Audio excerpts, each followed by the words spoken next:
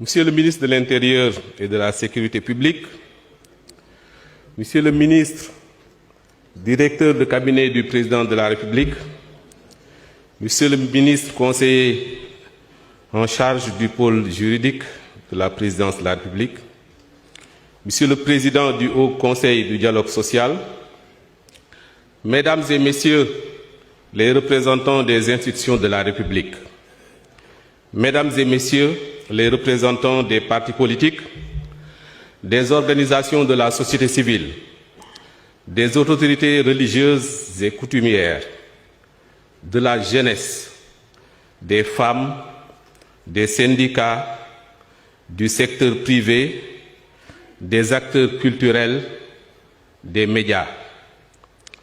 Chers compatriotes, au terme de plusieurs jours de concertation, de débats féconds, de conciliabules, d'interactions humaines riches en retrouvailles, de confrontations parfois vives, mais toujours empreintes de respect, de bienveillance mutuelle, nous voici réunis aujourd'hui pour clore un chapitre important de notre histoire politique commune.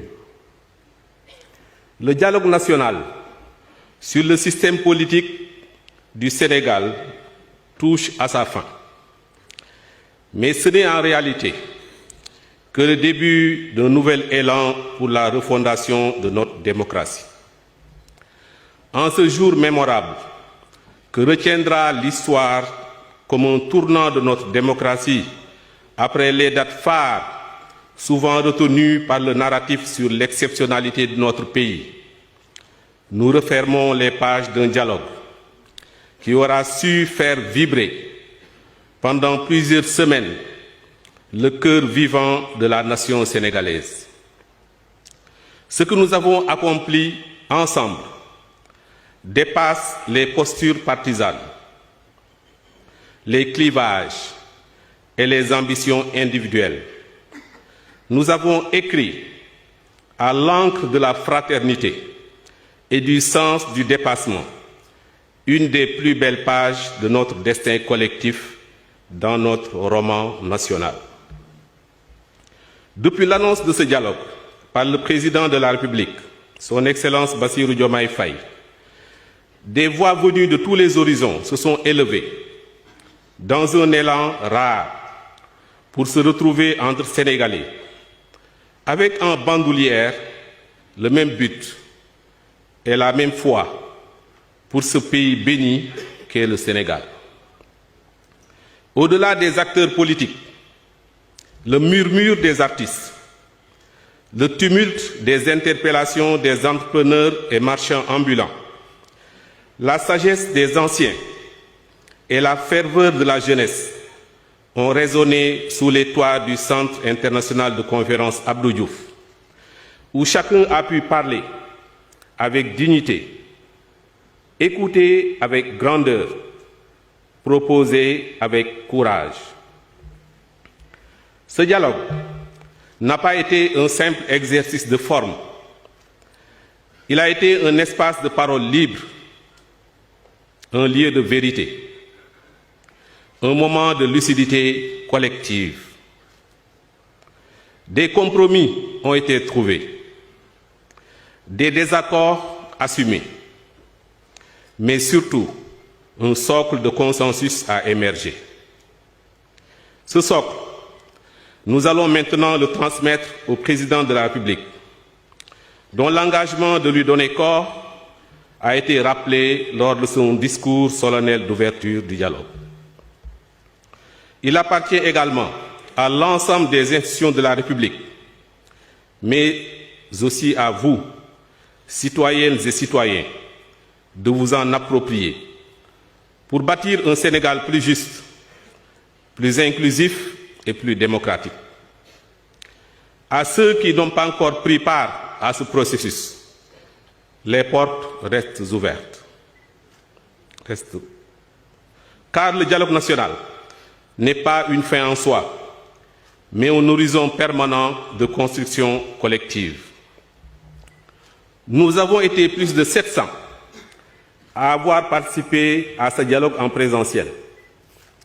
C'était exceptionnel pour un dialogue national, mais normal pour un dialogue que le président de la République a voulu inclusif. Une diversité extraordinaire a été également notée dans la participation. Toutes les forces vives de la nation ont été largement représentées.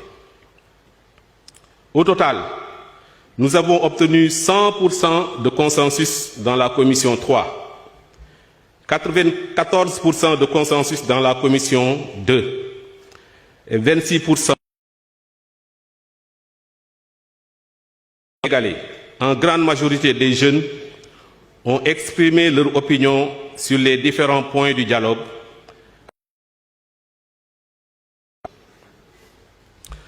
Sénégalaises, Sénégalais, nous avons osé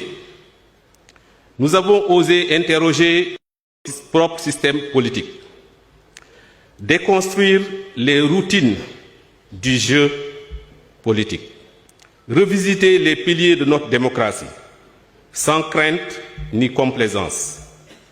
Nous avons regardé en face notre histoire démocratique, avec ses blessures, ses conquêtes, ses vertus et ses failles. Et surtout, nous avons dessiné une nouvelle utopie réalisatrice et un avenir plus lumineux pour le Sénégal. Que chacun ici se sente fier. Ce dialogue est une victoire, non d'un camp sur un autre, mais de la République sur elle-même. Une victoire du peuple sur la résignation, du débat sur la méfiance, de l'intelligence collective sur les replis individuels. Je rends hommage aux vaillants acteurs politiques qui, malgré les divergences, ont placé l'intérêt supérieur de la nation au-dessus des calculs partisans. Je salue les guides religieux et coutumiers qui ont accompagné ce processus avec sérénité et hauteur. Je rends grâce à la société civile, aux syndicats, aux universitaires, aux femmes, aux jeunes, à tous les bâtisseurs anonymes de ce dialogue. C'est vous qui avez donné chair et souffle à cette œuvre républicaine. Je remercie spécialement tous les membres du brillant directoire qui a été mis en place par le président de la République et qui a dirigé ce dialogue de main de maître. Ils ont réussi, à travers leur calme, leur sérénité, leur bienveillance, leur compétence et leur patriotisme, à faire adhérer toutes les parties prenantes à l'esprit du dialogue et à la volonté exprimée par le chef de l'État de refonder le système politique autour de consensus durables. Merci de les applaudir, s'il vous plaît. Je veux tous les citer. Le directeur général des élections, M. Biram Sen, qui est allé au-delà de ses limites physiques. Je l'ai trouvé un jour sous perfusion dans son bureau, pour une organisation optimale de ce dialogue et qui a mobilisé toute son équipe depuis un mois. Le rapporteur général, M. Ibrahim Baldé, Mme Tiabassi Kamara, M. Ababakar Fall, Dr Serigne Ahmadou Gaye, M. Ndene Ndao, M. Mamadou Sek, M. Abdul Aziz Sarr,